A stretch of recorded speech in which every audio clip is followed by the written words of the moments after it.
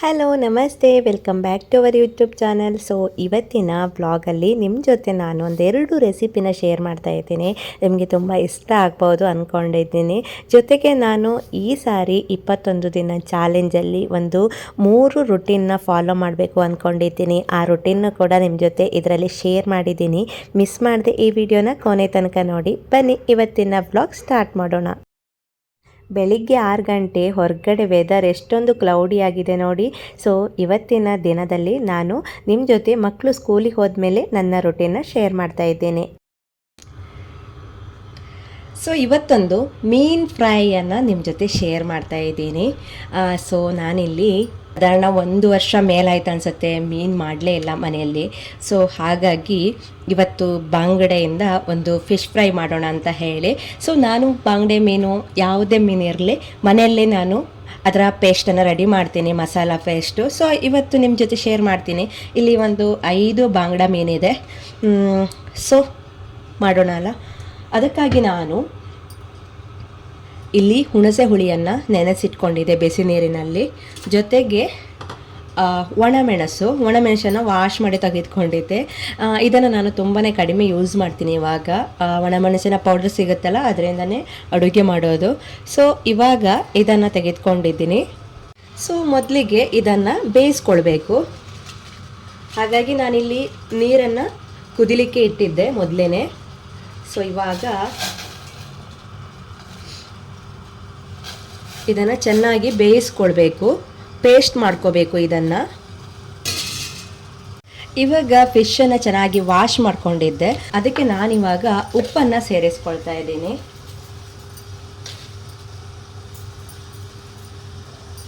ಹಳದಿ powder. So ಇದನ್ನು ಚೆನ್ನಾಗಿ ಇದಕ್ಕೆ ಮಿಕ್ಸ್ ಮಾಡಿ. ಸೊ ಇಲ್ಲಿ ನಾನು ಹುಳಿ ಇದೆಯಲ್ಲ, ಸೊ ಹುಳಿಯನ್ನು ಚೆನ್ನಾಗಿ ಪೇಸ್ಟ್ ಮಾಡ್ಕೊಂಡಿದ್ದೆ. ಸ್ವಲ್ಪ ಇದಕ್ಕೆ ಹಾಕ್ಕೊಳ್ತೀನಿ. ಸ್ವಲ್ಪ ನಾವು ಮಸಾಲವನ್ನು ರೆಡಿ ಮಾಡ್ಕೊಳ್ತೀವಲ್ಲ ಅದಕ್ಕೆ ಹಾಕ್ಕೊಳ್ತೀನಿ, ಯಾಕಂದರೆ ಮೆಲ್ಟ್ ಆಗಿಬಿಡುತ್ತಲ್ವ. ಸೊ ಹಾಗಾಗಿ ನೆನಿಬೇಕು. ಸೊ ಈ ಕಡೆ ಚೆನ್ನಾಗಿ ಬೇಯ್ತಾ ಇದೆ.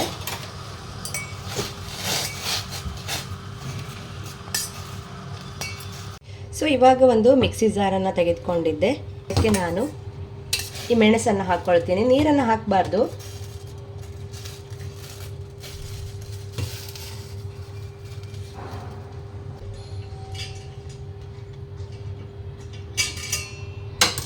ಸೊ ಇವಾಗ ಇದಕ್ಕೆ ಹುಣಸೆ ರಸ ಇದೆಯಲ್ಲ, ಅದನ್ನು ಕೂಡ ಸ್ವಲ್ಪ ಹಾಕಿ ಇದನ್ನು ರುಬ್ಕೋಬೇಕು. ಸೊ ಇವಾಗ ಇದನ್ನು ರುಬ್ಕೊಂಡು ಬಂದಿದ್ದೀನಿ. ಯಾವ ಕಲರಲ್ಲಿದೆ ನೋಡಿ. ಸೊ ಇವಾಗ ಇದಕ್ಕೆ ನಮಗೆ ಎಷ್ಟು ಬೇಕೋ ಅಷ್ಟು ಮಸಾಲವನ್ನು ಹಾಕೋದು. ಉಳಿದಿರುವ ಮಸಾಲ ಫಿಶ್ ಫ್ರೈಗೆ ಮಾತ್ರ ಅಲ್ಲ, ಏನಕ್ಕಾದರೂ ಯೂಸ್ ಮಾಡ್ಕೊಳ್ಳಿಕ್ಕಾಗತ್ತೆ, ಸ್ಟೋರ್ ಮಾಡಿ ಕೂಡ ಇಡ್ಬೋದು. ಮೇಲೆ ಸ್ವಲ್ಪ ಹಾಕ್ತಾ ಇದ್ದೀನಿ. ಅದ್ರ ಜೊತೆಗೆ ಸ್ವಲ್ಪ ಪೆಪ್ಪರ್ ಪೌಡರ್, ಮೀನಿಗೆ ಪೆಪ್ಪರ್ ಪೌಡರ್ ಹಾಕಿದ್ರೆ ತುಂಬ ಚೆನ್ನಾಗಿರುತ್ತೆ.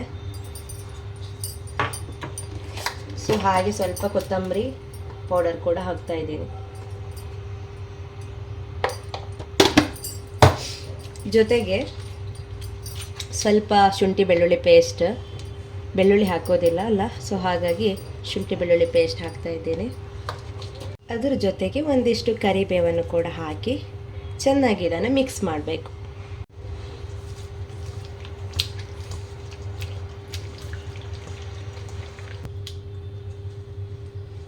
ಸೊ ನೋಡಿದ್ರಲ್ಲ, ಈ ರೀತಿ ಮಿಕ್ಸ್ ಮಾಡಿ ಇದನ್ನು ಫ್ರಿಜ್ಜಲ್ಲಿ ಸ್ಟೋರ್ ಮಾಡಬೇಕು. ಒಂದು ಅರ್ಧ ಗಂಟೆ ಫ್ರಿಜ್ಜಲ್ಲಿ ಇಟ್ಟು ಆಮೇಲೆ ಫ್ರೈ ಮಾಡ್ಕೊಳ್ತೀನಿ.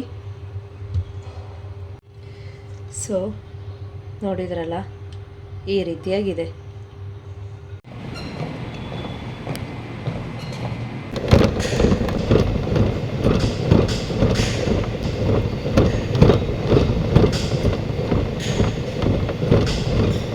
ಇವಾಗ ಟೈಮ್ ಬಂದು 11:30ಗೆ ಜಿಮ್ಗೆ ಬಂದಿದ್ದೀನಿ. ಸೊ ಇವತ್ತಿನಿಂದ ಜಿಮ್ಮನ್ನು ಸ್ಟಾರ್ಟ್ ಮಾಡಿದ್ದೀನಿ. ಸೊ ನೋಡು ಅಂತ ಹೇಳಿ ಪ್ರತಿ ಸಲ ನಾನು 21 ಡೇಸನ್ನು ಸೆಲೆಕ್ಟ್ ಮಾಡ್ಕೋತೀನಿ. 21 ಡೇಸ್ ಏನಾದರೂ ಕಂಪ್ಲೀಟ್ ಮಾಡಿದರೆ ಮತ್ತೆ ಅದನ್ನು ಕಂಟಿನ್ಯೂ ಮಾಡಲಿಕ್ಕಾಗತ್ತೆ ಅಂತ ಹೇಳಿ ಈ ಸರಿ ನಾನು 21 ಡೇಸಲ್ಲಿ ಒಂದು 3 ರೂಟೀನ ಸೆಲೆಕ್ಟ್ ಮಾಡ್ಕೊಂಡಿದ್ದೆ. ಅದರಲ್ಲಿ ಒಂದು ಜಿಮ್ ಇತ್ತು, ಇನ್ನೊಂದು ಡೈಲಿ ಮಿನಿ ವ್ಲಾಗನ್ನು ಶೇರ್ ಮಾಡಬೇಕು ಅಂದ್ಕೊಂಡಿದ್ದೆ, ಜೊತೆಗೆ ಹೇರ್ ಲಾಸ್ಗೆ ಒಂದು 3 ಹೋಮ್ ರೆಮಿಡಿನ ಫಾಲೋ ಮಾಡಬೇಕು ಅಂತ ಅಂದ್ಕೊಂಡಿದ್ದೀನಿ.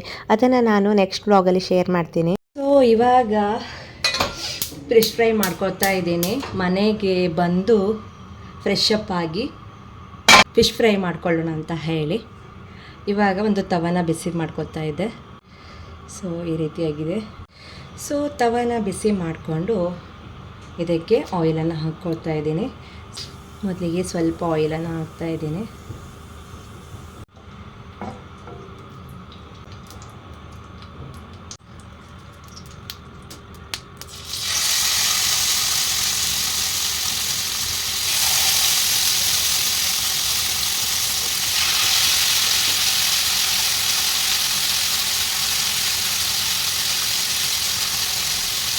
ಸೊ ಇದ್ರ ಮೇಲ್ಗಡೆನೂ ಕೂಡ ಸ್ವಲ್ಪ ಆಯಿಲನ್ನು ಸ್ಪ್ರೇ ಮಾಡಿಬಿಡ್ತೀನಿ.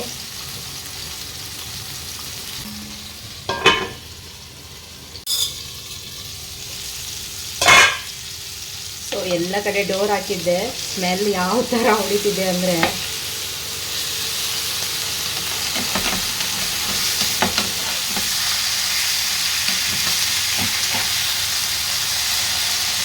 ಗ್ಯಾಸ್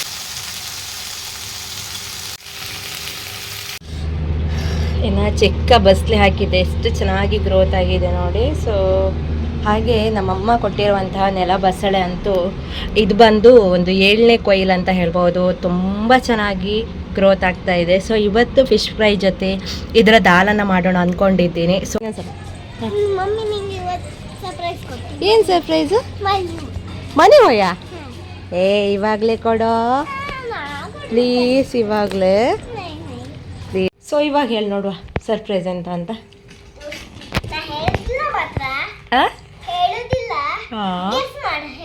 ನನಗೆ ಡ್ರಾಯಿಂಗ್ ಮತ್ತು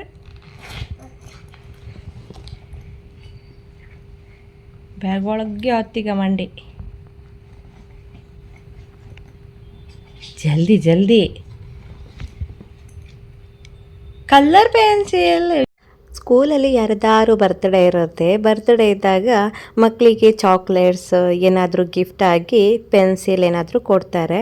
ಅವಳಿಗೆ ಅದಂತೂ ಸರ್ಪ್ರೈಸ್ ಆಗಿರುತ್ತೆ. ಸೊ ಅದನ್ನೇ ಸರ್ಪ್ರೈಸ್ ಅಂತ ಹೇಳ್ತಾ ಇದ್ಲು.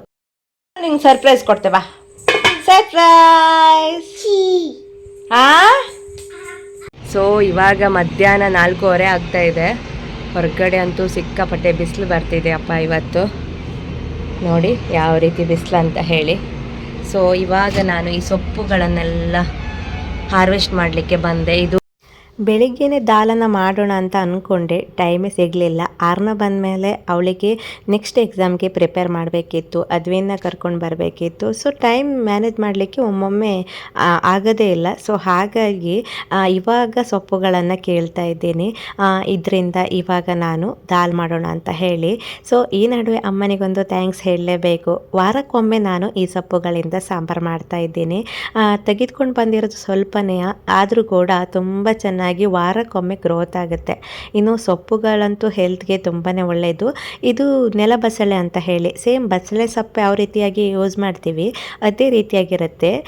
ಸೊ ಇವಾಗ ನೋಡಿ ಎಲ್ಲವನ್ನ ಕಟ್ ಮಾಡ್ತಾ ಇದ್ದೀನಿ. ಸೊ ಈ ವಿಡಿಯೋ ನಮ್ಮಮ್ಮ ನೋಡಿದ್ರಂತೂ ಫುಲ್ ಹ್ಯಾಪಿ ಆಗ್ಬೋದು ಅಂತ ಅಂದ್ಕೊಂಡಿದ್ದೀನಿ. ಸೊ ಯಾವಾಗಲೂ ನಾನು ಇದನ್ನು ಶೇರ್ ಮಾಡ್ತಾ ಇದ್ದೀನಿ, ಯಾಕಂದರೆ ಮನೆಯಲ್ಲಿ ಏನಾದರೂ ಒಂದು ಗ್ರೋತ್ ಆಗಿ ಅದರಿಂದ ನಾವೇನಾದರೂ ಒಂದು ಮಾಡ್ತೀವಿ ಅಂತ ಹೇಳಿದರೆ ಆ ಖುಷಿನೇ ಬೇರೆ. ಹೊರಗಡೆಯಿಂದ ಎಷ್ಟು ದುಡ್ಡು ಕೊಟ್ಟರು ಕೂಡ ಸಿಗುತ್ತೆ, ಇದಕ್ಕಿಂತ ಚೆನ್ನಾಗೇನು ಸಿಗ್ಬೋದು. ಆದರೆ ಹೆಲ್ದಿಯಾಗಿ ಮನೆಯಲ್ಲೇ ಬೆಳೆದಿರೋದಿದೆಯಲ್ಲ, ತುಂಬಾ ಖುಷಿ ಕೊಡುತ್ತೆ ಅಲ್ವಾ. ಸೊ ಇವಾಗ ನೋಡಿ ಇದನ್ನು ಕಿಚನ್ಗೆ ತೆಗೆದುಕೊಂಡು ಬಂದಮೇಲೆ ಕಿಚನಲ್ಲಿ ಗ್ರೀನರಿಯಾಗಿ ಅದನ್ನು ನೋಡಲಿಕ್ಕಂತೂ ನನಗಂತೂ ತುಂಬಾ ಇಷ್ಟ ಆಗೋದು. ಸೊ ಸ್ವಲ್ಪನೇ ಆದರೂ ಕೂಡ ಒಂದು ಹೊತ್ತಿಗೆ ಇದು 2-3 ಜನಕ್ಕೆ ತಿನ್ನಲಿಕ್ಕಂತೂ ತುಂಬ ಚೆನ್ನಾಗಿರುತ್ತೆ. ಸೊ ಇವಾಗ ಇದರಿಂದ ನಾನು ದಾಲ್ ಮಾಡ್ತಾಯಿದ್ದೀನಿ. ಚೆನ್ನಾಗಿ ಒಮ್ಮೆ ಇದನ್ನು ವಾಶ್ ಮಾಡ್ಕೊಂಡು ಬಂದೆ. ವಾಶ್ ಮಾಡಿದ ಮೇಲೆ ಇಷ್ಟೇ ಇತ್ತು, ಆದರೂ ಪರವಾಗಿಲ್ಲ. ಇದನ್ನು ಚೆನ್ನಾಗಿ ಕಟ್ ಮಾಡಿ ಇವಾಗ ದಾಲನ್ನು ಆಲ್ರೆಡಿ ನಾನು ಬಾಯ್ಲ್ ಮಾಡಲಿಕ್ಕೆ ಇಟ್ಟಿದ್ದೇನೆ.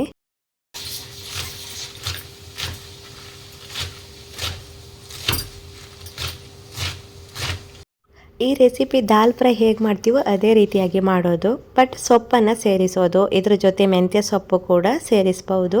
ಸೊ ಇವಾಗ ಒಂದು ಕಡಾಯಿಗೆ ನಾನು ಸ್ವಲ್ಪ ಎಣ್ಣೆಯನ್ನು ಹಾಕಿದ್ದೆ, ತುಪ್ಪ ಕೂಡ ಹಾಕ್ತಾ ಇದ್ದೇನೆ. ತುಂಬ ಚೆನ್ನಾಗಿರುತ್ತೆ. ಜೊತೆಗೆ ಜೀರಿಗೆ, ಕಪ್ಪು ಜೀರಿಗೆ, ಉದ್ದಿನಬೇಳೆ ಹಾಗೆ ಬೆಳ್ಳುಳ್ಳಿಯನ್ನು ಗುದ್ದಿ ಹಾಕಿದ್ದೇನೆ. ಹಾಗೆ ಖಾರಕ್ಕೆ ಹಸಿಮೆಣಸನ್ನು ಯೂಸ್ ಮಾಡಿದ್ದೀನಿ. ಜೊತೆಗೆ ಈರುಳ್ಳಿ, ಟೊಮೆಟೊ ಇವಿಷ್ಟನ್ನು ಚೆನ್ನಾಗಿ ಫ್ರೈ ಮಾಡಿಕೊಂಡು ರುಚಿಗೆ ತಕ್ಕಷ್ಟು ಉಪ್ಪು ಮತ್ತು ಹಳದಿ ಪೌಡರ್ ಇವಿಷ್ಟನ್ನು ಒಗ್ಗರಣೆಗೆ ರೆಡಿ ಮಾಡಿಕೊಂಡು ಚೆನ್ನಾಗಿ ಫ್ರೈ ಆದಮೇಲೆ ಇದಕ್ಕೆ ಸೊಪ್ಪನ್ನು ಸೇರಿಸೋದು.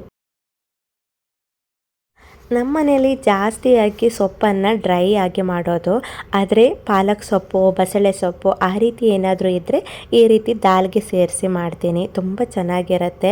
ಸೊಪ್ಪನ್ನು ಚೆನ್ನಾಗಿ ಬೇಯಿಸಿದಾದಮೇಲೆ ಇದಕ್ಕೆ ಬೇಯಿಸಿರುವಂತಹ ದಾಲನ್ನು ಸೇರಿಸ್ಕೊಳ್ಳೋದು ತುಂಬ ಈಸಿ ಪ್ರೊಸೆಸ್ಸು, ಹಾಗೆ ಟೇಸ್ಟಿ ಕೂಡ. ಮಕ್ಕಳಿಗೂ ಕೂಡ ಇದು ತುಂಬ ಇಷ್ಟ ಆಗುತ್ತೆ. ಇದ್ರ ಜೊತೆ ಏನಾದರೂ ಸೈಡ್ ಡಿಶ್ ಮಾಡ್ತೀನಿ. ಸೊ ಹಾಗೆ ಇವತ್ತಿನ ಈ ವಿಡಿಯೋ ನಿಮಗೆ ಇಷ್ಟ ಆಯಿತು ಅಂತ ಭಾವಿಸ್ತೀನಿ. ಇಷ್ಟ ಆದರೆ ಪ್ಲೀಸ್ ಲೈಕ್ ಮಾಡಿ, ನಿಮ್ಮ ಅನಿಸಿಕೆಯನ್ನು ಮಿಸ್ ಮಾಡದೆ ಕಮೆಂಟ್ ಬಾಕ್ಸಲ್ಲಿ ತಿಳಿಸಿ ಅಂತ ಹೇಳ್ತಾ ನಾಳಿನ ವ್ಲಾಗಲ್ಲಿ ಮತ್ತೆ ಸಿಗೋಣ. ಅಲ್ಲಿ ತನಕ ಎಲ್ರಿಗೂ bye bye. Thanks for watching.